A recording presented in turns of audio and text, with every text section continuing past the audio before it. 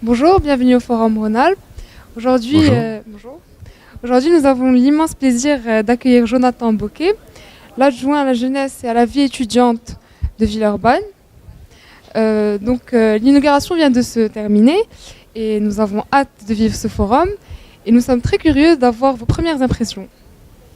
L'impression que c'est encore une grande réussite, encore plus de monde que l'an dernier, parmi les étudiants et puis parmi les exposants. Donc encore un travail très professionnel de l'équipe de bénévoles des ingénieurs INSA, enfin des élèves ingénieurs INSA qui ont fait encore du très bon travail. Je vous remercie. Le Forum Rhône-Alpes, en effet, s'établit comme l'un des forums étudiants les plus importants à l'échelle nationale et également à l'échelle européenne. En effet, il est important car il y a un grand nombre d'exposants mais aussi d'étudiants. Et cette initiative est entièrement faite par les étudiants. Et nous sommes curieux de savoir quelles sont les autres initiatives que vous mettez en place pour encourager ce genre d'activité. Au niveau de la ville de Villeurbanne, on accompagne les étudiants à plusieurs niveaux et évidemment sur les questions d'insertion, mais pas seulement. Donc, je vais faire un petit tour d'horizon, mais en fait tout ce qui peut les aider à s'intégrer dans la ville et à bien vivre leurs études et puis la sortie des études. Et d'ailleurs aussi avant les études, l'orientation, on les accompagne aussi là-dessus. Donc ce sont les problématiques de logement, les questions sur l'accès à la culture, l'accès au sport, la découverte de nouvelles pratiques. Et puis toute l'information sur leur trajectoire, leur orientation et les futurs métiers.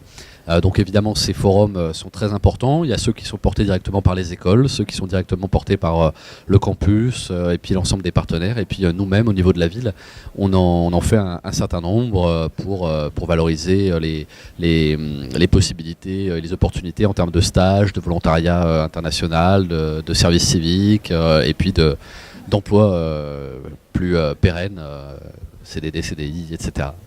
D'accord. Et comment expliquez-vous cette proximité entre les grandes entreprises françaises et les grandes écoles d'ingénierie ? D'abord, il y a une longue culture, je pense, de lien entre les deux, et puis une certaine forme de partenariat et je disais de culture. C'est une stratégie qui est pensée à l'échelle des écoles et qui est pensée à l'échelle des entreprises. Les deux structures, en fait, ont toujours intérêt à rester en contact et à s'écouter les unes les autres pour comprendre quelles sont les attentes des entreprises et adapter les formations, et puis les entreprises pour faire connaître rapidement leur culture d'entreprise, leurs possibilités, leurs stratégies pour attirer des étudiants. Et ça se fait assez naturellement dans les grandes écoles parce que les modèles pédagogiques et les modèles même d'organisation sont assez féconds en ce sens-là. D'ailleurs, peut-être que d'autres devraient s'inspirer de ça, sans tomber sur seulement le fait que l'enseignement supérieur soit seulement dédié au milieu économique et à l'insertion économique. Oui. Il y a quand même aussi ce volet-là, et ça compte du coup d'avoir des liens avec le milieu économique et donc avec les entreprises. Très bien. Une dernière question. La région lyonnaise, la région Rhône-Alpes, étant une région quand même pôle au niveau technique et d'innovation, quelles sont les actions que vous mettez à votre échelle en place pour garder cette compétitivité à ce niveau-là ? C'est une large question et il y a beaucoup de choses qui sont faites à différents échelons. Là, je vais parler des échelons, enfin de l'échelon municipal, de l'échelon villeurbanais. C'est vrai qu'on est extrêmement fiers d'avoir un campus tel que le campus de la Doua, qui est un campus d'excellence, excellence au niveau de sa formation, au niveau des disciplines et de l'apprentissage qui est proposé aux étudiants. Excellence au niveau scientifique, avec un milieu de la recherche qui est reconnu dans le monde entier, et puis excellence au niveau des pôles de compétitivité et du lien justement entre formation, recherche et ensuite monde de l'entreprise, et c'est tout ce caractère d'innovation.